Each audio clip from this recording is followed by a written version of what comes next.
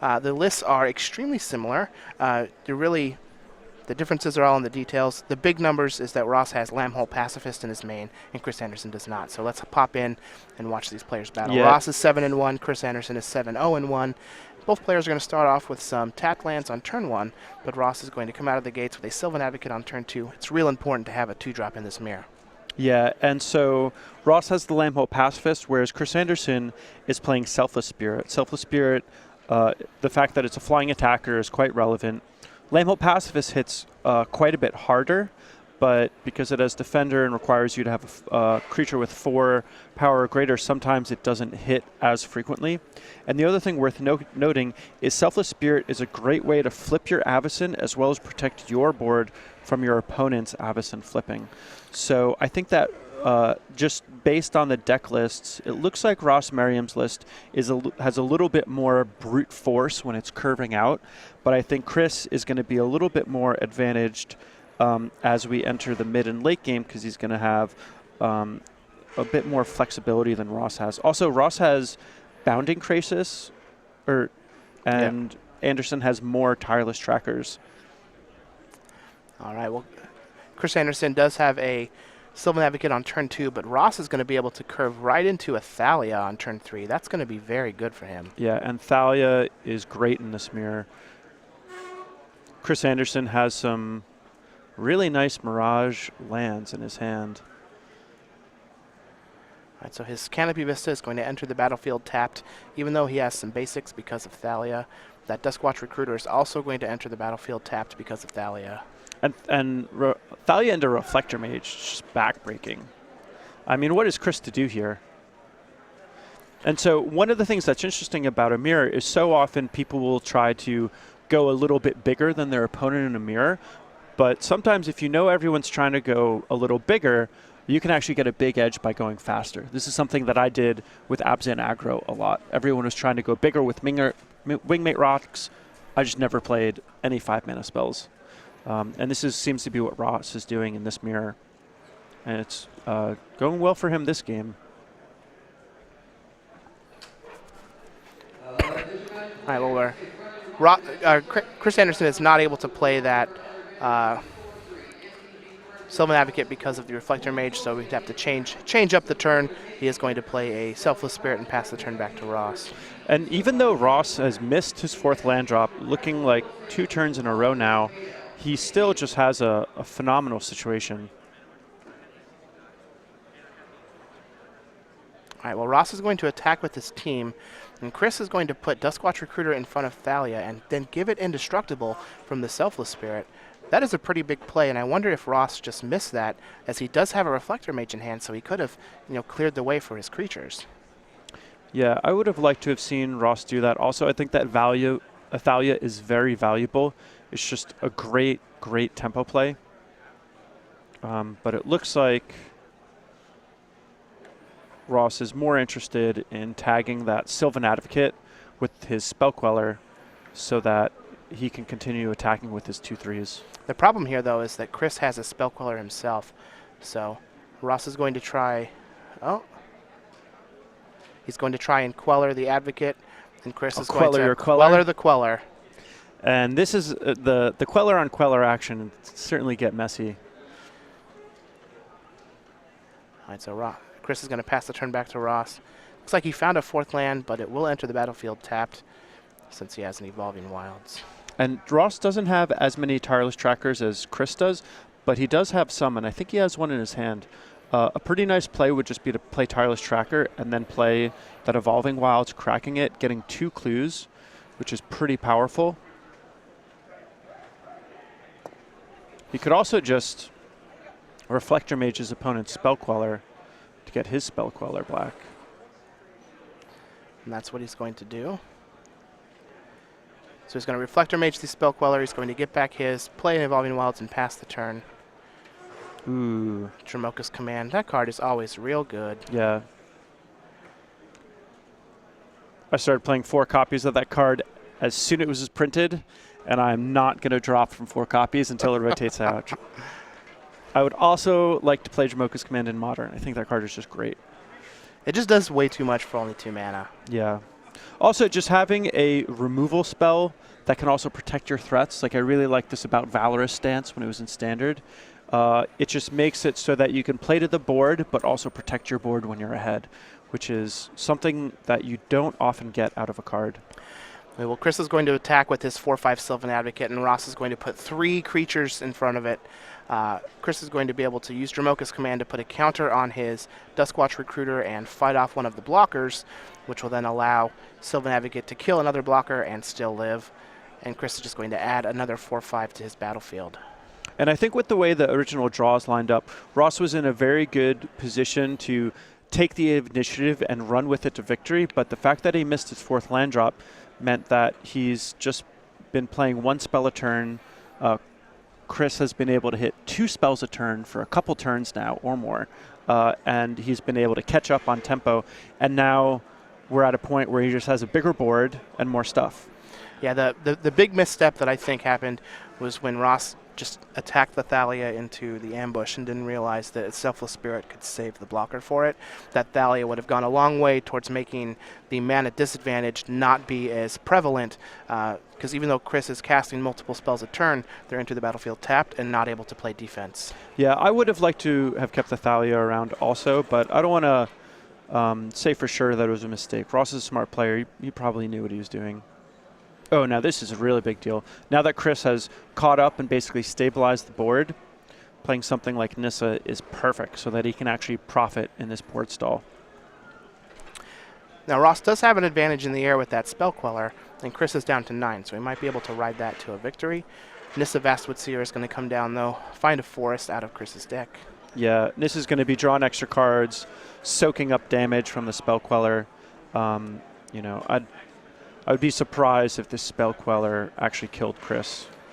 And Ross still knows that Chris has a Spell Queller in his hand from the Reflector Mage earlier, so he's really going to be pressured to try and find a window to resolve some of that Collected Company to come back. Yeah.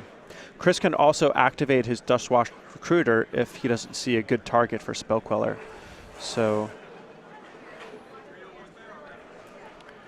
All right, well, Sylvan Advocates are going to come in. Ross is going to double block one of them with his Lambholt Pacifist and a Reflector Mage. Chris is going to kill off the Pacifist, get in 4 damage with the other Sylvan Advocate. Let's see what he's going to do with his Nissa. And that's kind of an interesting trade because on the one hand, Chris is happy to make that trade because since he has more card advantage, he just wants to trade resources and exhaust Ross. But on the other side of that, Ross kind of likes that trade too because he's trading his Lambholt Pacifist for a 4/5 Sylvan Advocate, which is kind of like a good trade for him. So it's a little interesting that essentially both players were happy to make the trade there. Well, Ross is going to find a copy of Collected Company for his turn, but he does know that Chris has that Spell Queller in hand. Yeah, and when you get into the later parts of the game and both players have a lot of mana, it's a little easier to sequence things so that you can potentially Spell Queller your opponent's Spell Queller, but Ross having fallen behind on lands means that he's a little choked on those options. Let's see what Ross decides to do here. He may just play some other spell to tempt Chris into using his Spell Queller. That way he can get that Collected Company to resolve next turn. Here comes a Tireless Tracker for Ross. Let's see if Chris decides to pull the trigger on that Spell Queller. And it's a little scary for Chris to pull the trigger here because if Chris were to Spell Queller this Tireless Tracker and then Ross just had a Dromoka's Command, it'd be a pretty big blowout because he would be able to make his Spell Queller 3 power. And that would significantly reduce the amount of turns it would take Ross to kill Chris, and it would just mean that Ross had the biggest flyer. Yeah. Well, he is not going to Spell Queller it. Ross is going to attack Chris for 2 down to 7. Chris is going to use an Evolving Wilds on Ross's end step. And now we might see an activation of Duskwatch Recruiter, since he doesn't have to worry about a Collected Company out of Ross. Although he may just still be worried about Dromoka's Command. Yeah, I would just activate it because, you know, what you get may be just as good as what you lost. So you might as well just go for it. Well, he's going to find a Selfless Spirit.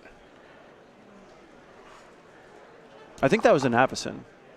Oh, it was an Andersen. Ooh, that's even better. Which is huge. She is pretty huge. Yeah, I love Andersen. She's got big wings. Yeah, she does. An icy stare. Yeah. And a big old spear. Yeah. All right, Chris does have a Canopy Vista for his turn. He's going to go up to 8 mana, just a huge mana advantage. And this is a great attack for Chris. He can do this and knows that nothing bad is going to happen because he's got this Andersen.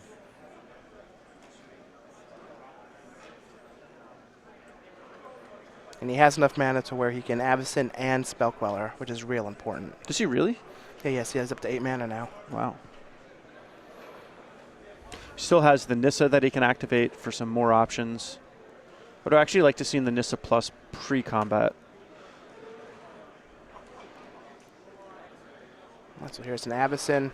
He's going to save his team, get in 3 points of damage, will allow Chris to kill off the Tireless Tracker off of the double block and give him a flying blocker. Now he's going to minus the Nissa and make a 4/4, pass the turn back to Ross. And Ross has got a lot of work to do here. And again, we've seen this has been something that's just happened over and over again. When these Bant decks are falling behind, it's because they're missing lands and not getting to 6 mana to be able to play 2 spells at a time. Yeah. Yeah, I really like 26 lands and 2 Nissas, you know. Well, Chris is up to 26 land, and he does have 1 Nissa in his main, but going up to that 26 land is real important. Yeah. Nissa's going to plus and find a copy of Collected Company. In case I needed more stuff, Yeah. I've got it. I've got stuff that can find me stuff that can find me more stuff. Just in case. All right, well, here comes the team. Here's the Collected Company. Spell Queller is going to snag it. And this is probably about when Ross should just scoop it up. Are we also going to see a Collected Company now? Yeah, he's also going to Company before blocks. Well, if he hits a Reflector Mage, can push through a lot more damage. Oh, wow, this is good. All right, well, it's just going to be And some this is- Selfless Spirits. And Yeah, and this is when we just scoop it on up. Ross is going to scoop it up, and Chris Andersen is going to take this first game in the Bant Company mirror over Ross Andersen. He is 7-1, and Ross is 7-1. Let's take a look at the player sideboards to see how we think they're going to change things up. And what's great about that is you can sack the first Selfless Spirit to flip your Andersen, and the second Selfless Spirit to protect the rest of your team. Yeah, just Really good deck building. so we've got 2 Declaration in Stone, 1 Tireless Tracker, 3 Lambhole Pacifist, 1 Nissa Vastwood Seer, 3 Tragic Arrogance, 2 Ojutai's Command, 2 Negate, 1 Tamiyo Field Researcher for Chris Andersen. How do we think he's going to side? So I think that because Chris's deck is already built to be a little bit more defensive and mid-rangey in the matchup, he's going to go to the defensive mid-rangey cards from his sideboard, specifically Nissa, Tragic Arrogance, Ojutai's Command, Tamiyo, and he can also consider the negates, although I don't like them as much as the other cards. Now on Ross's side, we have 2 Tragic Arrogance, 1 Declaration in Stone, 1 Thalia Heretic Athar, 3 Negate, 1 Summary Dismissal, 1 Lambhole Pacifist, 1 Nissa Vastwood Seer, 1 Tireless Tracker, 2 Aerial Volley, 1 Void Grafter, and 1 Ojutai's Command. How do we think Ross is going to sideboard? So because Ross is on the play, and I think his deck is already a little more tempo-orientated, I actually would like to see him try to get maybe even a little bit more aggressive. So I'd like seeing the next Thalia come in, the negates, possibly the Declaration in Stone, although I really don't like that card. It is a good 2-mana interactive spell. And then he may consider an Ojutai's Command just so that he can make sure he doesn't get blown out by an Andersen. But I think the Thalia negate type cards are going to be the things that allow him to come in underneath Chris and then stay ahead and prevent Chris from having a big catch-up card like Tragic Arrogance. Well, I can definitely agree with those. And the one card that's really impressed me in these Bant Company decks is Tireless Tracker. Yeah, Tireless Tracker can be great. It generates a lot of clues, Mm-hmm. and you can get an exclusive clue token just from playing in a Star City Open. The Mac McVitie. Or a Classic. We have the Max McVitie Invitational card. He did win the Season 1 Invitational earlier this year. He does have his own clue token. He's a mechanical engineer, so that's why he's looking at the pipes and such. Yeah, perfect on theme. All open participants, all classic participants, and all orders from StarCityGames.com, $5 or more, absolutely free. Wow, we even have the basic land mirror match. Yeah, both Mirage. Both I wonder. same art Mirage. Same art Mirage on both lands. I wonder. Well, Oh, no, different art yeah, on the the planes planes. is a little different, but. All right, well, Ross is going to start off. He does not have a third land, but he again, he has a whole bunch of 2-drops. Maybe you should invest in a little more real estate. Maybe if he had full art lands, he wouldn't miss his land drops. Maybe that's how that works. All right. Chris does have his third land. Let's see if he decides to attack with that Selfless Spirit. Well, he might as well or just attack. He hold it can't back. block. Looks like wow. he's just going to play Spell Queller and then pass. So he's looking to play defense and trade. He doesn't want to race. He also wants to play something. Otherwise, the Lambholt Pacifist will flip. So this might have been Chris's only 2-drop.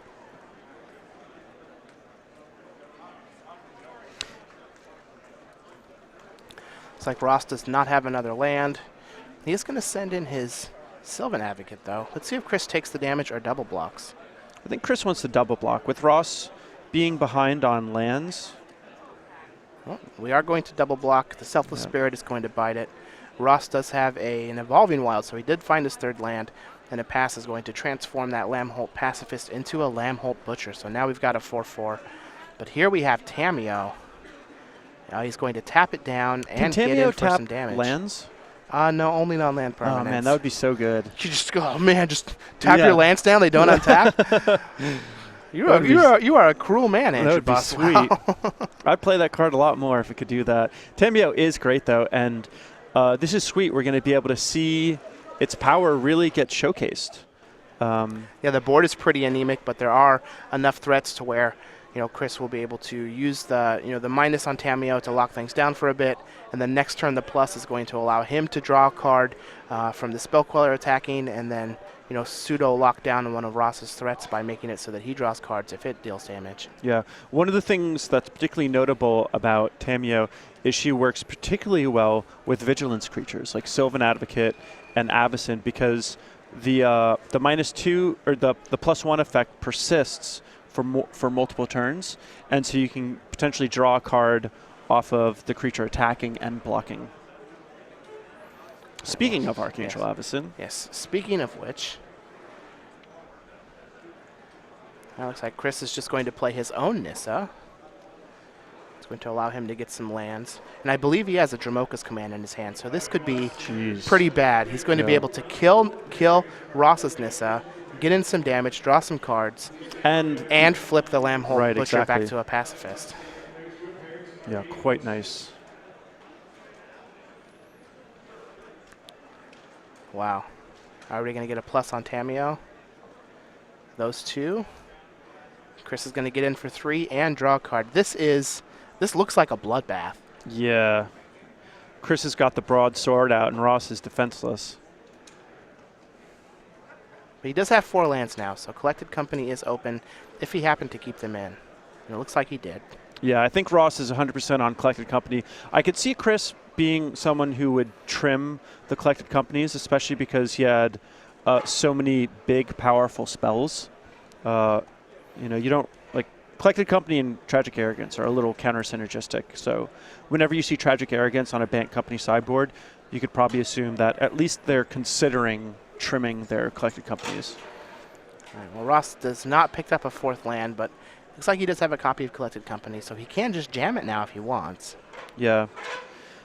And that's what we're going to see. With his luck, he may whiff. Yeah. As he's been so rough with the land draws lately. Mm-hmm. Another play that could have been good is if he had just passed, because then his Lambholt Pacifist would flip on Chris's turn, and then he could land his Collected Company. But it looks like he's playing it now because he's just worried about his Collected Company getting tagged by a Spell Queller. Mm-hmm. So his company is going to find a Spell Queller and a Reflector Mage. The Mage is going to bounce Chris's Spell Queller back to his hand. Which is not a bad place for Spell Queller to be. It is not. So I'm sure that Chris is a little disappointed, but not too upset with that play. And Chris has just found another copy of Dromoka's Command. He also still has that Archangel Avacyn in his hand. Yeah, Archangel Avacyn is big game. And we may find ourselves in a position where Chris is almost acting like the green-white tokens deck, where he's got some planeswalkers that and some sweepers, and he's just kind of playing defense. All right, well, Chris is just going to plus his Tamiyo, target the Spell Queller and Lamholt Pacifist of Ross Merriam. And the this Pacifist will transform into a Butcher here, and this just screams Avacyn, but what can Ross do? An Ojutai's command would be pretty backbreaking here. Yeah, this is where he wants either a Thalia in play or a Bounding Krasis in his hand or an Ojutai's command. Those are the 3 cards that he wishes that he had access to. But it's going to be pretty dicey. Especially it looks like he may have Bounding Krasis in hand. Yeah. With the Tamiyo Plus, though, it makes it pretty complicated because if Ross doesn't do heavy damage with this attack step, it's almost not even worth attacking. And if Chris wants to, he can always just, cash in that Nissa to save his Tamiyo if Ross doesn't send everything at it. Yeah. All right, well, everything is going to go at the Tamiyo. We're going to have an Archangel Avacyn. We'll probably see a Krasis here is going to tap it down. Yeah. But Chris is going to still draw 2 cards here, and if he can find some way to transform this Avacyn, that could be disastrous for Ross. Well, he's going to lose the Tamiyo, but he's going to draw 2 cards off the trigger, so that's great. And he only needs 1 more land to flip his Nissa. And Ross certainly has his work cut out for him to slog through all of this. The Nissa can start plussing. If it ever finds a Tragic Arrogance, it's going to be game over. Yeah. So let's see how Chris decides to play this turn. Well, here we have a Tireless Tracker. Well, if I'm going to play a land, I might as well get a clue. Might as well. So there's that Max McVitie. This Nissa is going to transform.